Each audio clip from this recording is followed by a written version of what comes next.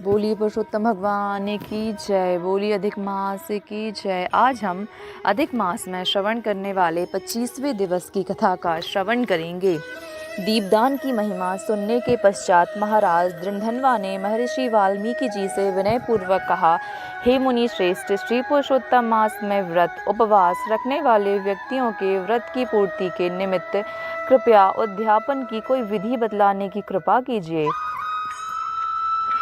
वाल्मीकि जी बोले, हे राजन, पुरुषोत्तम मास के कृष्ण पक्ष की चतुर्दशी, नवमी अथवा अष्टमी के दिन ही उद्यापन करवाना चाहिए। प्रातःकाल उठ जाएं, स्नान आदि से पूर्व सभी की क्रियाओं को संपन्न करें। उसके पश्चात यथासाध्य सामग्री से उद्यापन किया जाता है।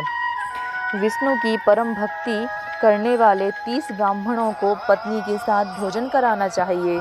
यदि इतनी समर्थ ना हो तो 7 ब्राह्मणों को, और 7 भी नहीं कर सकते तो 5 ब्राह्मणों को निमंत्रित करना चाहिए।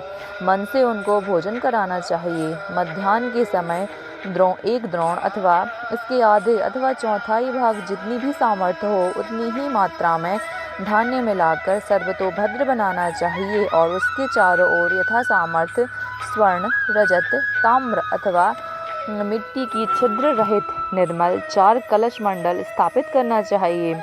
चारों दिशाओं में पुरुषोत्तम भगवान के चतुर्व्यूह की प्रीति निमित्त उन कलशों पर श्रीफल को रखना चाहिए जो सुंदर वस्त्रों में लिपटे हुए हों, और उन पर पान रख देना चाहिए। वासुदेव, हलधर, प्रद्युम्न एवं अनिरुद्ध, इन चारों व्यूहों की सोने की मूर्तियां उन कलशों पर प्रतिष्ठित करनी चाहिए। पुरुषोत्तम मास के व्रत के प्रारंभ में स्थापित की हुई श्री राधे सहित पुरुषोत्तम भगवान की मूर्ति को कलश के साथ लाकर इनके मध्य में प्रतिष्ठित करना चाहिए। पूजन करने के पश्चात किसी वेदांग में पारंगत वैष्णव आचार्य ब्राह्मण को ही लेना चाहिए। जबकि निमित्त 4 ब्राह्मणों को 2-2 वस्त्र एवं मुद्रिका दी जानी चाहिए। वस्त्राभूषणों से आचार्य को अलंकृत करके हृदय में प्रसन्न होना चाहिए। शरीर की शुद्धि के लिए प्रायश्चित करना चाहिए। उसके बाद पत्नी सहित पूरे विधि विधान के साथ भगवान पुरुषोत्तम की पूजा करनी चाहिए। ब्राह्मण चारों व्यूहों का जप करने बैठें। चारों दिशाओं में 4 अखंड दीप प्रज्वलित करें। नारियल से अर्घ्यदान करने के उपरांत अपनी दोनों जंघाओं का पृथ्वी से स्पर्श कर दोनों हाथों की अंजलि में ऋतु के अनुसार फल, फूल तथा पंचरत्न लें और पत्नी के साथ भक्ति, श्रद्धा एवं मुदित मन से अर्थात प्रसन्न मन से भगवान श्री हरि का स्मरण कर अर्घ्य आदि 16 उपचारों से पूजन करना चाहिए। कौस्तुभ मणि से दीप्तिमान वक्षस्थल वाले भगवान श्री पुरुषोत्तम का ध्यान करना चाहिए।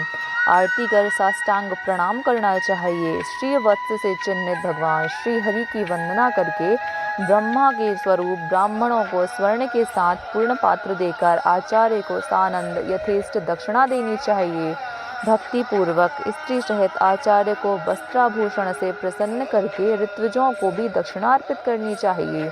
यदि सामर्थ्य हो तो दूध देने वाली सीधी गाय को बच्चे के साथ अन्य आभूषणों से सुसज्जित करना चाहिए, जिसकी तांबे से मणि पीठ और सोने से मणि सींग तथा चांदी से मणि खुर हों, ऐसी गाय का दान करना चाहिए। घी और तिल के पात्रों का दान करना चाहिए। महेश तथा गौरी की प्रसन्नता के लिए स्त्री पुरुषों को पहनने के योग्य वस्त्रों का दान करना चाहिए।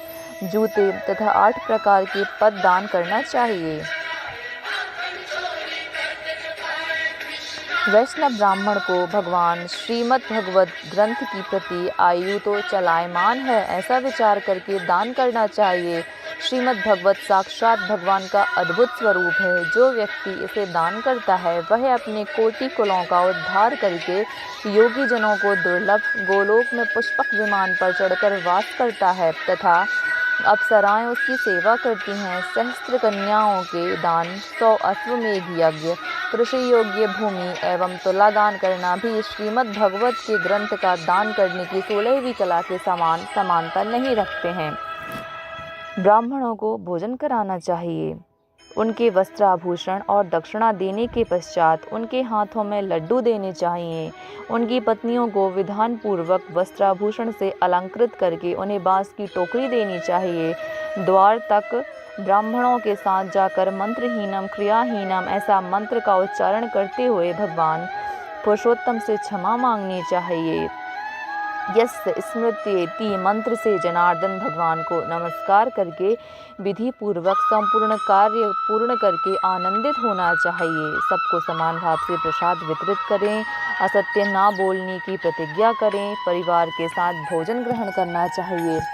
पूर्णिमा को रात्रि जागरण और स्वर्ण के बने भगवान श्री राधा बल्लभ अर्थात भगवान श्री राधा कृष्ण की पूजा करनी चाहिए।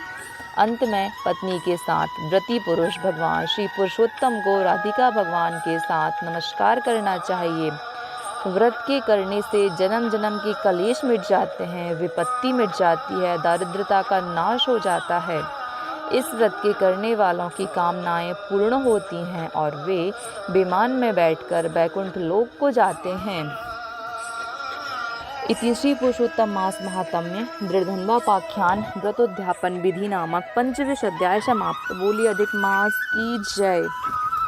आज हमने पुरुषोत्तम मास अर्थात अधिक मास का व्रत नियम पालन करने से जो फल की प्राप्ति होती है उसका श्रवण किया।